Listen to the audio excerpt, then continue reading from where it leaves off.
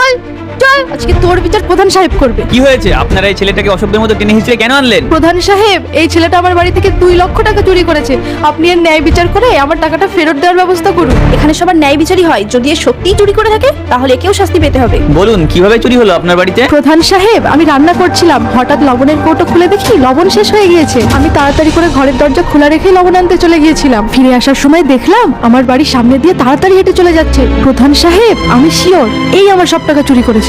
আমি তো তাড়াতাড়ি করে ফার্মেসি থেকে ওষুধ আনতে যাচ্ছিলাম, আর এই ভদ্রমহিলা আমাকে চোর ভেবে বাড়ি থেকে তুলে নিয়ে এসেছে। প্রধান সাহেব, আমার কথা বিশ্বাস না হলে আমার ভাইপোর কাছ থেকে শুনুন, ও দেখেছে। প্রধান সাহেব, আমি দেখেছি এ চুরি করেছে। কি ব্যাপার, মিথ্যা কথা বলছিস কেন? সবাই বলছে তুই চুরি করেছিস। প্রধান সাহেব, বিশ্বাস করুন আমি চুরি করিনি। প্রধান সাহেব, চুরি করার পর সব চোর এটাই বলে আমি চুরি করিনি। তোমরা একে পুলিশ স্টেশনে নিয়ে যাও, আমি থানায় ফোন করছি। চার ডান্ডা যখন পিঠে পড়বে না, সব উগড়ে দেবে। চল তোর চুরি করা বার করছি। প্রধান সাহেব দেখেন, এর বাড়িতেও চুরি হয়েছে, 3 ঘন্টা আগে আমার বাড়িতেও চুরি হয়েছে। এসব কি হচ্ছে আমি কিছুই বুঝতে পারছি না। আমার আলমারির ভিতরে 50,000 টাকা ছিল, আর একটা সোনার চেন ছিল। আমি একে হাতে নাতে ধরেছি। এই যে সোনার চেন আর এই 50,000 টাকা। কেন চুরি করেছিস বল? আমি চুরি করে সংসার চালাই। যখন ধরা পড়ে গিয়েছি তাহলে আরেকটা সত্যি কথা বলেই দিই। 3 ঘন্টা আগে এনাদের বাড়িতে যে চুরিটা হয়েছিল সেটা আমিই করেছিলাম। প্রধান সাহেব, তাহলে আমি যাকে ধরে এনেছিলাম তিনি নিরপরাধ ছিলেন? এখন যাও, ওনাকে জেল থেকে ছাড়িয়ে নিয়ে আসো আর একে জেলে দিয়ে আসো। তুমি নিরপরাধ, যাও বাড়ি যাও। প্রধান সাহেব, বাড়িতে তো আমি চলে যাব, কিন্তু সবাই আমাকে জোর করে টেনে হিঁচড়ে পাড়ার সব লোকের সামনে দিয়ে থানায় নিয়ে গিয়েছে। আমাকে চোর বদনাম দিয়েছে, পুলিশ আমাকে খুব মারধর করেছে, আমার অনেক সম্মানহানি হয়েছে। আমি এর বিচার চাই। কি আর করা যাবে, এখন তো ছাড়া পেয়ে গিয়েছে, আর বাড়িও ফিরে এসেছে।